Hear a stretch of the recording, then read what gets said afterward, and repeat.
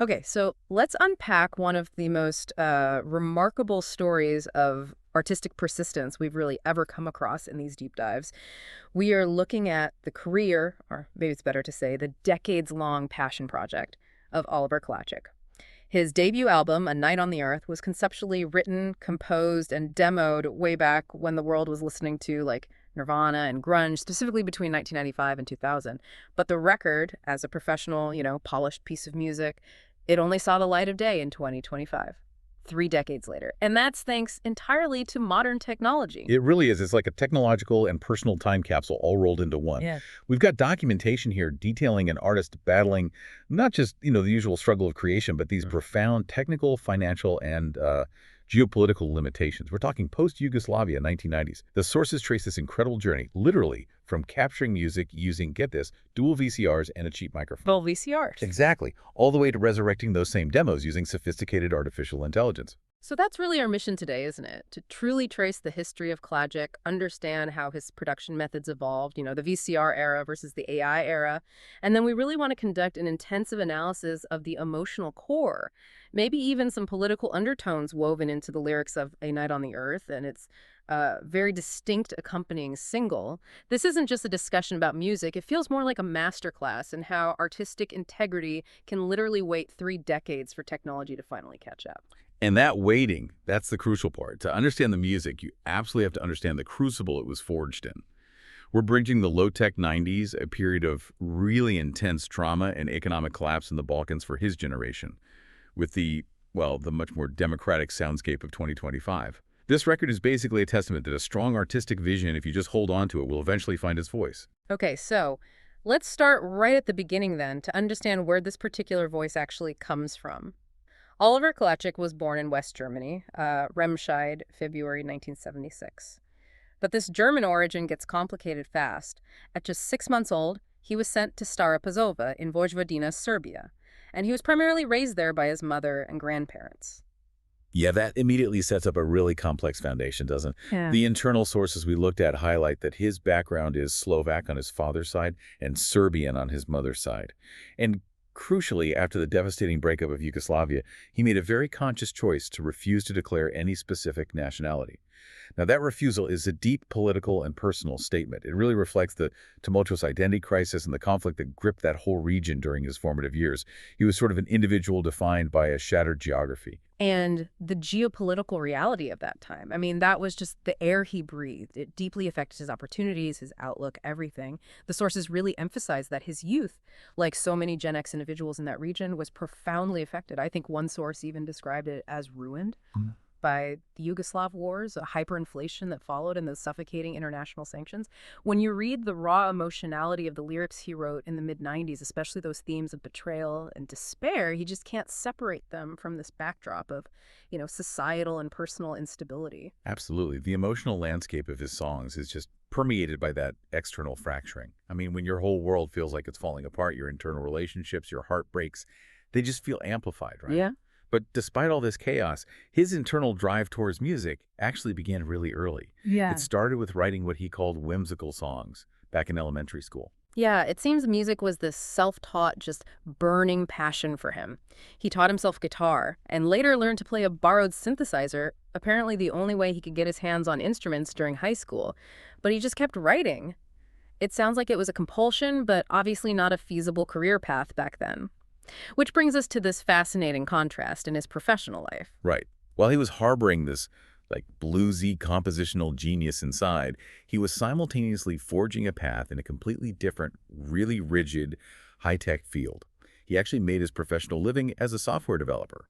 It's noted his passion for coding started incredibly early, way back in 1989, starting with Microsoft Basic on an Amiga 500. That juxtaposition is brilliant, isn't it? The emotional songwriter and the disciplined programmer, it kind of reveals this deep capacity for both logical rigor and emotional expression. But yeah, the programmer had to win the early battle for survival. The economic reality in 1990s Serbia meant that despite his developer skills, he couldn't even afford a personal computer until 2001. Can you imagine being a pioneering programmer but held back by sanctions and the local currency just collapsing? It forced him into the global market in pretty unusual ways for the time. He managed to achieve Microsoft Certified Application Developer status by 2004, and he was working online via these really early pioneering freelancing platforms like Rent-A-Coder. Now, that platform is mostly forgotten, but it was a lifeline back then. It was one of the few ways a developer in a sanctioned country could actually earn stable currency through remote work. And that allowed him to eventually become a senior developer by 2008. But music, it had to remain a hobby because his economic survival just demanded he prioritize the stable coding career. Okay, so if he was stable professionally by then, why? Why, 3 decades after writing the songs, did he invest this immense effort to professionally release them in 2025? It seems pretty clear this wasn't some attempt to launch a new music career or, profit from the back catalog. No, not at all. The sources confirm the motivation is profoundly personal, actually quite moving. The explicit goal was to make sure his daughter, Marina, who was born in 2015, had tangible, professionally produced copies of her father's songs. So this whole 30-year journey was completed not for public acclaim, but specifically to create a lasting auditory legacy for his child and, future generations. It completely shifts the project's focus from any commercial ambition to just deep paternal love. Wow, what a beautiful, grounding motivation that is. And that legacy required bridging this enormous 30-year technical gap. Which brings us perfectly into Section 2, the progression from VCRs to AI. Let's talk about that primitive 1996 setup because it really highlights the, almost desperate measures artists took during that era. Oh, the 1996 demos are just a testament to sheer willpower overcoming a complete lack of gear. It's incredible. He released his first album as cassette tapes, just to friends, using a setup that sounds like something out of an antique technology museum. We're talking 2 VCRs using VHS tapes, a really cheap mixer, and astonishingly, a video camera acting as the primary microphone. 2 VCRs, that's the key detail, isn't it? This wasn't professional multi-track recording. It was basically dubbing, generation after generation. For listeners who might not remember analog tape well, VCRs were never, ever designed for high-fidelity audio. The big enemy here was generation loss. Every single time you copied a master tape from VCR A to VCR B, the sound quality just degraded exponentially. It's like making a photocopy of a photocopy, but for sound. Precisely.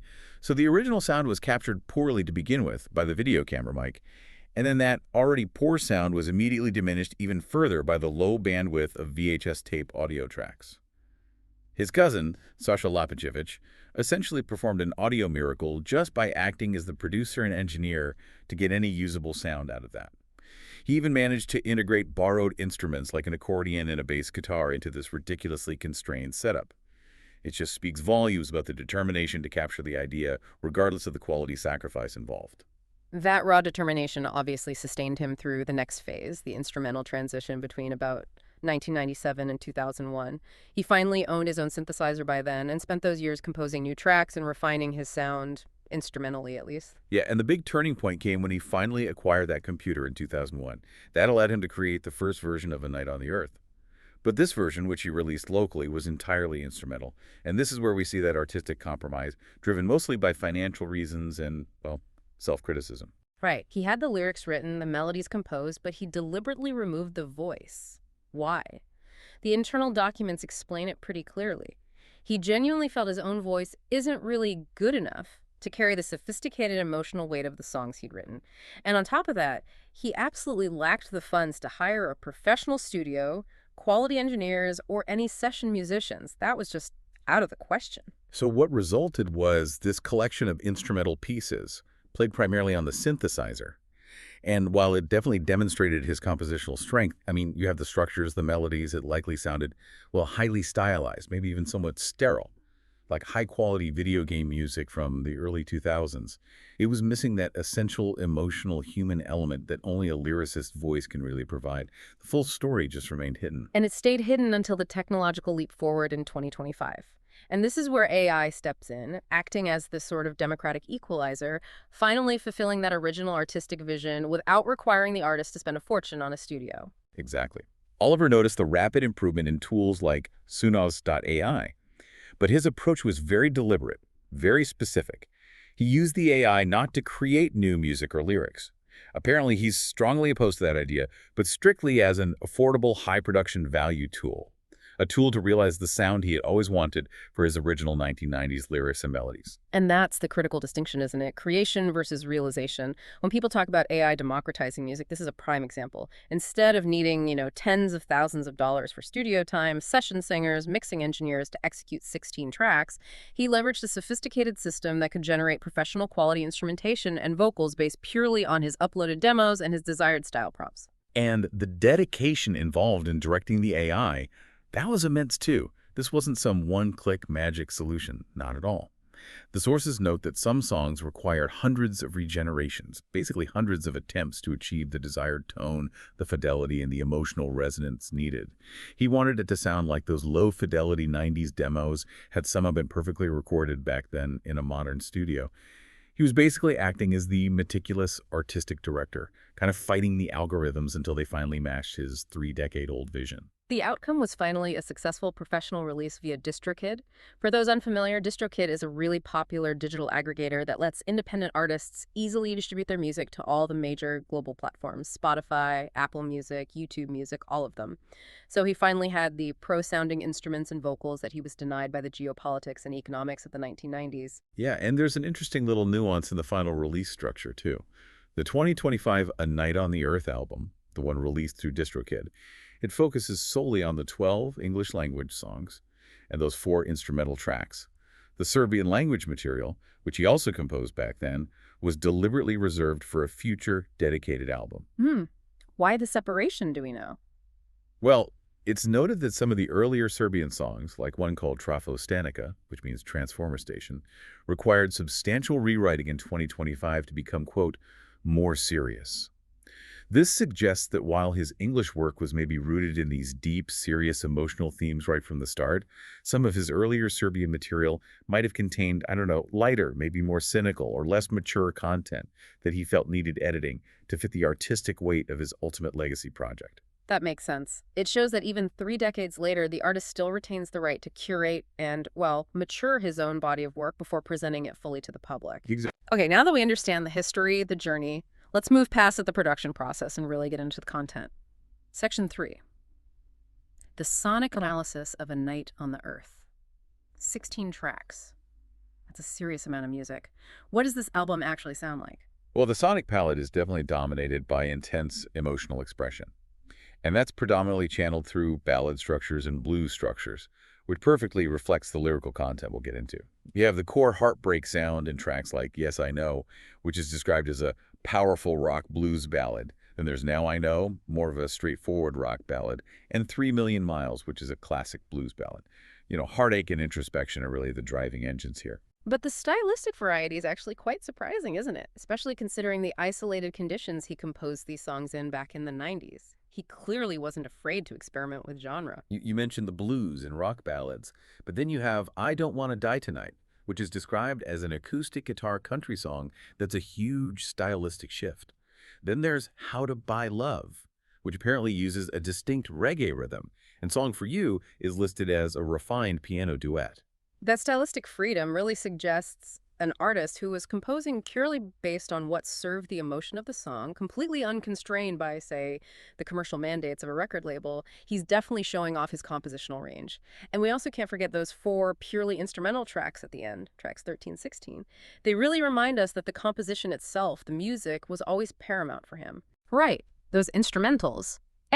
Different kind of blues and blues in F major, alongside Love and the very descriptively titled Freedom, which is noted as instrumental orchestral, they confirm that he really views himself as a composer first. The sheer presence of an orchestral piece, even if just in title back then, reinforces the idea that he had high production value ambitions in mind, even when all he could actually play it on was a simple synthesizer back in, say, 1999. The music was always there, just waiting for the technology to catch up. Okay, now, let's get into the absolute heart of the matter. Section 4, the lyrical themes. These are the words that fueled this whole decades-long project. We can start with theme 1, despair, betrayal, and the aftermath of lies. Yeah, this theme hits you right away. It establishes this deep sense of loss from the very beginning.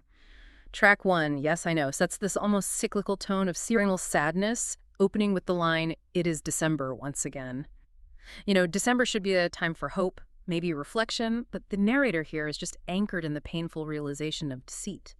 And the memories are inescapable. He talks about burning pictures, but then says, they still remain in my mind. It's this admission that the mental pain is permanent, and the sort of romanticized memory of the lost lover continues to haunt his dreams, creating this really painful emotional contradiction. And that realization of being played, of being deceived, it gets even sharper in Life and Lies, which is track 8. The core conflict described as the game of life and lies being played out within the relationship. The narrator is struggling, trying to love someone who doesn't even truly know him, the man she's taking to bed. The desperation is almost tangible. He says he wishes he could burn down the entire world just to stop this deceitful game we play. It's incredibly raw. And the anger really reaches a peak in You Lost My Love. This track feels like a moment of clear, final separation. The narrator is definitive. He's leaving, says he's never looking back, and he even predicts the partner's future regret, singing something like, there will be a day when you will cry because you lost my love. And the betrayal detailed here is unique and just devastatingly specific. The narrator identifies not just the romantic betrayal, but a social one too. He says, I had 2 special friends, that's you and him. You took them away from me. So this isn't just infidelity. It sounds like a calculated, intimate destruction of the narrator's entire support structure. It's a triple loss, the partner, and 2 key friendships. That speaks to a really profound depth of malice in the original relationship that he's now escaping. Wow. That level of specific, targeted pain makes the isolation theme resonate even harder. In the next track we should mention, 3 Million Miles. Here, the narrator feels utterly adrift, metaphorically, 3 million miles east-west of nothing. He's fighting internal ghosts and shadows, just left confused and abandoned. He's asking why the partner turned away and left him feeling like merely a shadow of a light. It's really the sound of a young man experiencing total romantic devastation, set against that backdrop of a country that was also fragmented and confused. The internal and external crises just seem to echo each other. It certainly captures the raw emotional energy of that era, yeah. But as we move through the album, the tone does begin to shift, introducing what we can call Theme 2, searching for hope amidst the storms. Laughin in the Rain is a beautiful, almost cinematic example of high hope meeting just abrupt disappointment. The anticipation is built up so high, this romantic setup, waiting for the midnight train, dreaming of a first kiss in the rain after 6 months apart. Everything is geared toward this triumphant reunion. And then the gut punch comes via telegram. A telegram. How dated is that? The reunion is canceled because she has, quote, more work, baby, to do. So the narrator, instead of seeing her laughing in the rain like he dreamed, is left literally crying in the rain. It's such a classic narrative arc, intense yearning collapsing into immediate, heartbreaking reality. But conversely, later on in the album, we get For Another Day, which offers a kind of counterbalance, a sense of stability emerging. Here, the partner's grace and smile are actively protecting the narrator from those external threats, the scary places, and those persistent ghosts from past that feature so heavily throughout the album. And the simplicity of it is key, I think. The request is simple and vulnerable. You just want to keep me for another day. There's no high drama in that line, just mutual need and protection. This vulnerability marks a really necessary transition away from the raw despair of the opening tracks. And it leads perfectly into Theme 3, stability and self-acceptance. Yeah, My Home feels like a huge shift in perspective. Instead of blaming the outside world or the partner for betrayal, the narrator actually begins with self-critique here. He's acknowledging his own flaws, he admits to drinking again, to having hurt you again, and recognizes himself as being just a fool. And this self-acceptance becomes the anchor. Despite his flaws, he recognizes the partner as the necessary constant in his life. She's the moon in my night, and most importantly, you're my home now. It's this admission that stability is found not in achieving perfection, but in mutual commitment and the acceptance of personal messiness. This track really signifies a definitive resolution, or at least the beginning of one, to the pain documented so vividly in the first half of the album. And that sense of stability seems to reach its climax in Now, I Know. The entire arc moves from past uncertainty lines like, I thought you'd never be mine, to absolute present certainty. The focus shifts entirely to the sensory reality of love right now, holding hands, touching lips, feeling the brightness of a dawn. The darkness is finally being dispelled by certainty. It's important to note, though, that Klacik's writing isn't solely focused on interpersonal drama. He also includes these moments of deeper philosophical reflection, which we can group under Theme 4. And this philosophical reflection comes in probably the most surprising package, that reggae track, How to Buy Love. The starting point is this simple, almost cynical question posed by a friend: how much love costs. And the song uses that lighthearted reggae beat as a vehicle for a surprisingly pointed counter-capitalist critique. Remember, this was written during a time when Western consumerism and media, CNN, MTV, Visa, the early internet, were flooding into post-socialist countries like Serbia. The song directly questions the futility of searching for true affection with money. He calls that whole pursuit the stupid thing. It's a pretty powerful statement about true value existing completely outside of the transactional sphere, isn't it? And the answer he provides is definitive and simple. Only love buys love. It just cuts right through the materialism that was starting to define that early 2000s transition period in his region. Then you have the really dramatic, almost operatic conclusion of "I Don't Want to Die Tonight." Despite its acoustic guitar country style, the lyrical setting is incredibly stark. It focuses on a city of death and an acceptance of total ultimate loss. It's a dark, fatalistic scene where his spirit seems to be leaving his body, accepting that he is dying tonight. And the ultimate tragic line really is, "I just died, baby, tonight in your arms." Yet even in that final acceptance of loss, there's this tiny, hopeful glimpse of reunion offered. Perhaps in next life, it provides this sense of cyclical destiny, maybe, that their love might find resolution even if it's not in this particular lifetime. It's a heavy, powerful way to end the album's main lyrical core. Okay, but before we wrap up, we absolutely have to analyze that standalone single, Yeah. Till the End of Time. It's a really key piece because the artist himself deliberately released it separately, specifically noting it has a completely different vibe. Yeah, the sonic departure is immediate and profound when you listen to it. While the album is steeped in that rock, blues, and acoustic introspection, this single is noted as being a smooth, polished crooner track, a very distinct Frank Sinatra-style production. It is fundamentally different in tone and genre. It almost feels like it reflects a significant shift in emotional maturity, or maybe it's directed at a different target of affection altogether. And his narrative structure is equally unique. The lyrics follow this really clear seasonal progression.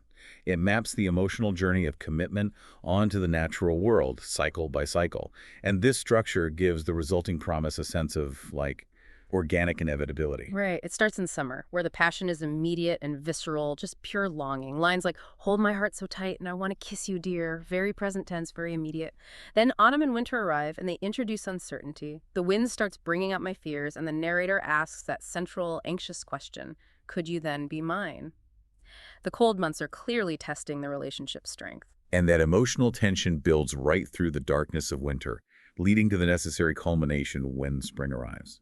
As the season turns and the days grow longer, the uncertainty just vanishes. The questioning stops, and the commitment is sealed with the proposal, "Will you marry me?" followed by the promise that we can have our love till the end of time. So when we place this single in contrast to the main album, the narrative progression across his work becomes really clear. A Night on the Earth, the album documents the raw turmoil, the pain of lies, the isolation, and then the hard-won healing of past wounds from that 90s period. Till the End of Time, with its polished crooner style and its seasonal structure, seems to represent the achievement of a fully healthy aspirational relationship goal. It's the future stability that the narrator of the 90s material was so desperately searching for back then. It really is like the happy ending, delivered decades later, using technology that didn't even exist when the initial tragedy and heartbreak were being composed. So if we synthesize this entire journey, this 30-year story, what's the ultimate takeaway here? The story of Oliver Klacik feels like a really potent narrative about decades-long artistic integrity overcoming these profound technical and financial limitations imposed mostly by external, global, and local forces completely outside his control. Yeah, and it serves as a perfect example of how technology, in this specific instance AI, can function as a democratic equalizer. It didn't replace his creativity.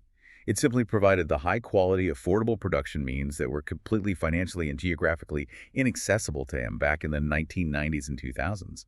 It allowed him to finally fulfill an intensely personal artistic vision and, maybe most crucially for him, deliver a tangible legacy to his family. The artist basically waited for the world and the tech to catch up to his ideas. He used 2 VCRs and a camera mic to capture his pain back then, and he used AI to finally give that pain a professional voice 3 decades later. It's a remarkable loop closed, really. And this raises a really fascinating question for you, the listener, to think about. We've seen these low-quality demo tapes recorded using the most rudimentary technology imaginable, transformed into professional-sounding, globally distributed music using modern AI. So how many other hidden, forgotten, or lost creative work scores, journals, old tapes, home recordings might be sitting in attics or basements right now, just waiting for the precise technological moment to finally be unlocked and heard?